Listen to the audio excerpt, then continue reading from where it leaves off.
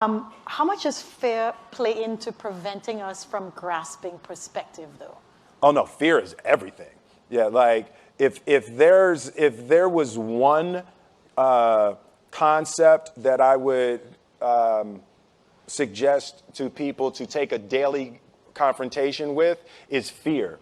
The problem with fear is that it lies, right? So fear tells you, hey, if you say that to that girl, she's gonna know she has you, and she'll never really be attracted to you if she knows how much you attracted to her. Don't say that. No, how we get her is when she walks by, ignore her. Right, it's a it's like pop it on your shoulder. Fear tells you dumb shit like that, right? So for me, the daily confrontation with fear has become a real practice for me since about three years ago. I went skydiving in Dubai, right? And skydiving is a really interesting confront with fear, right? So I gotta stand up. I'm sorry, I gotta stand up. All right. So all your friends, what happens? You go out. I dropped my thing. Yeah. So what happens is you go out the night before and you take a drink with your friends, and somebody says, "Yeah, we should go skydiving tomorrow." And you go, "Yeah, we'll go skydiving tomorrow." Yeah. And you go, "Yeah." And everybody goes, "Yeah." Right? And you go home by yourself. You're like, Right? You're like, well, I mean, they was drunk too. Right? So maybe they not, maybe, I mean, we don't have to go. We don't have to do it. So then that night you're laying in your bed and you just keep, and you're terrified. You keep imagining over and over again jumping out of an airplane, and you can't figure out why you would do that, right? And you're laying there and you have the worst night's sleep of your life, but you still have the hope that your friends were drunk, right? So you wake up the next day and you go, down and you say where you were going to meet, and everybody's there. You're like, oh, shit.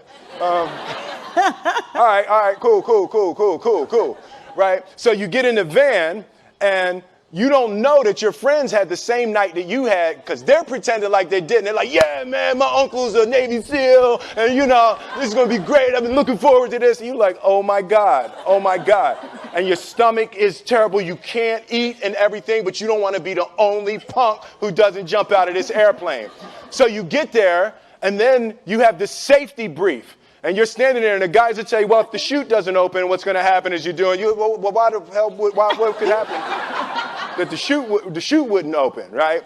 So you do a thing, and what you do is your first jump, you're attached to a guy who is going, he's going to walk you out. So you go, and you get there, and there's an airplane, and nobody's stopping. Everybody's still going.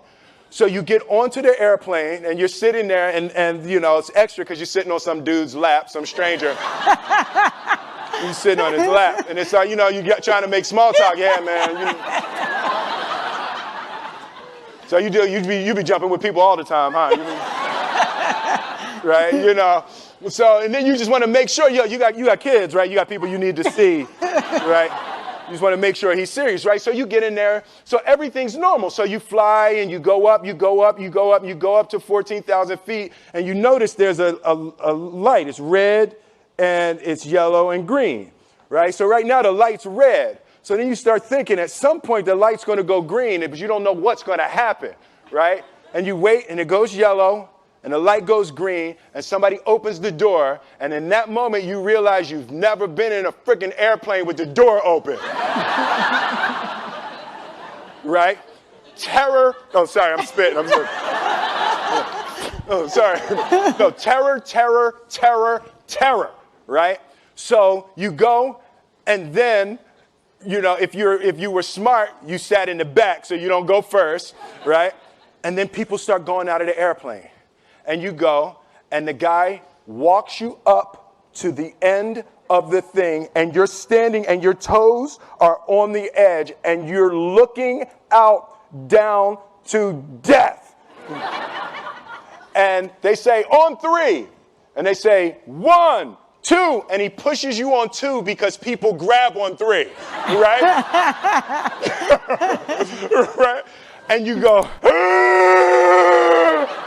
and you fall out of the airplane, and in 1 second, you realize that it's the most blissful experience of your life. You're flying, right? It doesn't feel like falling, right? It's like you actually are kind of held a little bit by the wind, and then you start falling, and there's zero fear. You realize that the point of maximum danger is the point of minimum fear.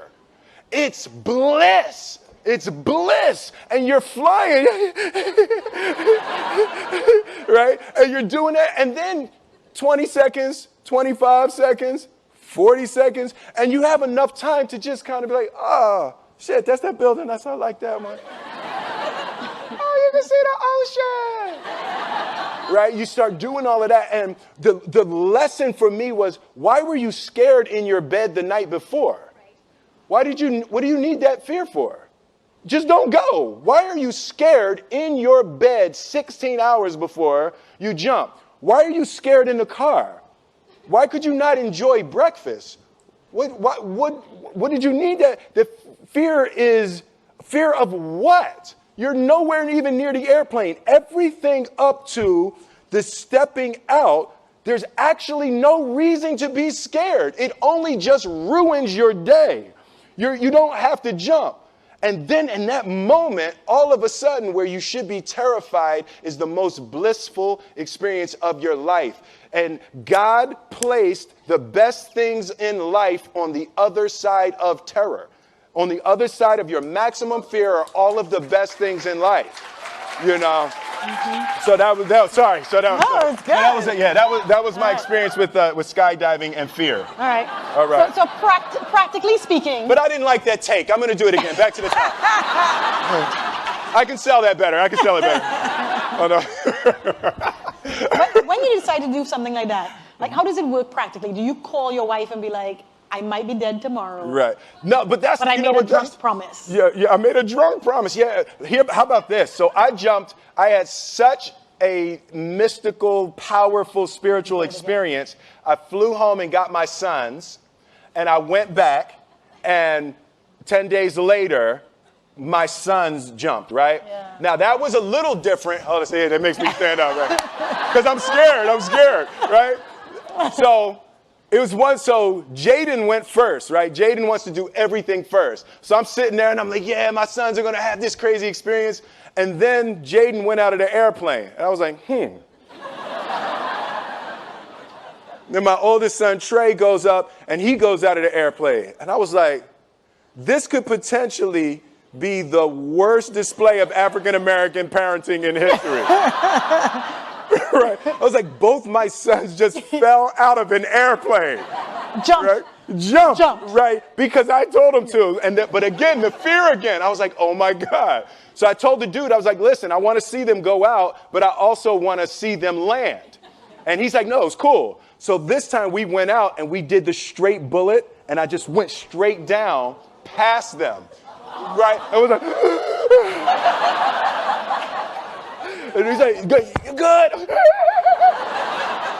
Right, did the bullet straight past, pulled the chute late. Oh, sorry, it makes me spit. I'm sorry. Pulled the chute late, landed, and then videoed them coming down. But it was like they had the same thing, the same experience with the fear. But that I'm telling you, the confrontation with fear is an absolute magical way of facing the things we have to do in this life. You know, forget security, live for experience. All right. So with that, every morning when I get out of the bed, you know, I haven't fixed everything in the world yet, so there's always something to do. And in this film, I read an interesting quote for the Siddhartha Gautama, the Buddha. He said that good people have to get out of the bed every day and try to empty the ocean with a ladle, right? And I thought that was, you know, I knew that was profound, and I paused for a second, and I said, all right, what the hell is a ladle, right? right? So that, I touched it on my iPad, it's ladle. Oh, it's like a big spoon, Okay. As we it's say like in a Philly. soup spoon, yeah. It's like a soup spoon. I was like, why do you use a soup spoon? So trying to empty the ocean with a soup spoon, as the mentality of how you wake up every day to try to do good in the world. So for me, I'm really driven by continually trying to elevate my mind and elevate my spirit and care for my body, and to be able to love as many people as effectively as possible with this mystery of life that I've been given.